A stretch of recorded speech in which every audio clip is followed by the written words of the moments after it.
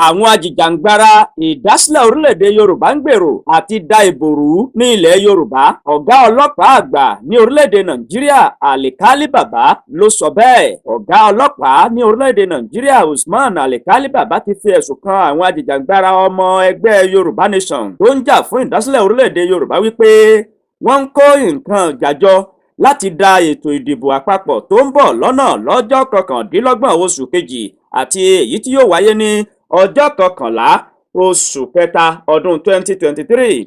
Lásìkò tó ń bá àwọn lọ́gàálọ́gàá lẹ́nu iṣẹ́ ọlọ́pàá sọ̀rọ̀ lólú iléeṣẹ́ ọlọ́pàá ní ìlú Àbújá, ọ̀gá àgbà ọlọ́pàá ní orílẹ̀-èdè Nàìjíríà Usman Bàbá Àlìkálì sọ pé àwọn ìgbésẹ̀ tí àwọn ẹgbẹ́ náà ń gbé ó tako àlàálẹ̀ òfin orílẹ̀-èdè Nàìjíríà tó sì lè pagidínà ètò ààbò tó mọ́yán lórí. Eléyìí bákan náà ló ní àwọn agbébọn àti àwọn agbésùnmọ̀mí tó ń da omi àlàáfíà orílẹ̀-èdè yírú káàkiri kọ̀rọ̀kọ́ndù orílẹ̀-èdè Nàìjíríà, pàápàá jùlọ ní ẹkùn àríwá àti àárín gbùngbùn orílẹ̀-èdè Nàìjíríà. Ó ní wọ́n ń fa ìfàsẹ́yìn bá orílẹ̀-èdè yìí nípa dídà omi àlàáfíà ìlú rú, àwọn ìwà ìjínigbé àti àwọn ìwà kò tọ́ míì tó ń fa rògbòdìyàn pàápàá jùlọ láàrin àwọn ẹ̀yà Ìgbò, IPOB àti ESN láti kọlu àwọn ohun ìdánimọ̀ ìjọba tiwantiwa bíi dúkìá ìjọba bíi iléeṣẹ́ INEC àti iléeṣẹ́ ọlọ́pàá tí wọ́n ń ṣe ìkọlù tí wọ́n sì ń pa wọ́n ní ìpakúpa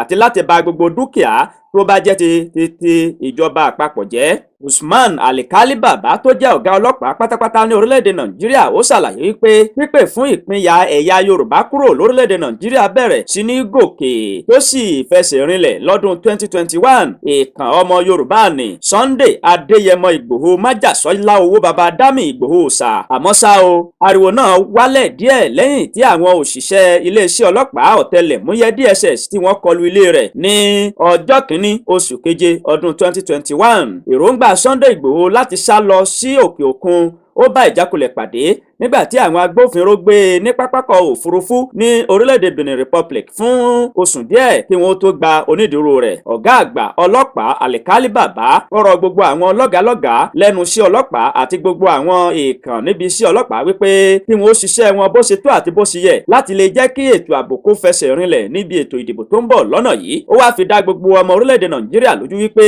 ètò ààbò tí ò lẹ́jà ń bá kàn nínú yóò fẹsẹ̀ rinlẹ̀ àti wípé ètò ìdìbò tó ń bọ̀ lójú ọ̀nà yìí yóò wáyé torí wípé dandan tàìdan kò ní ṣàìwáyé.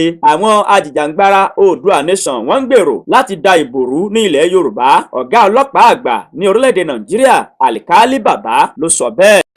Ẹ jọ̀ọ́ ẹ bá subscribe tẹ̀mí gbá ẹ lọ́wọ́ rárá nítorí tèmi ẹ bá subscribe.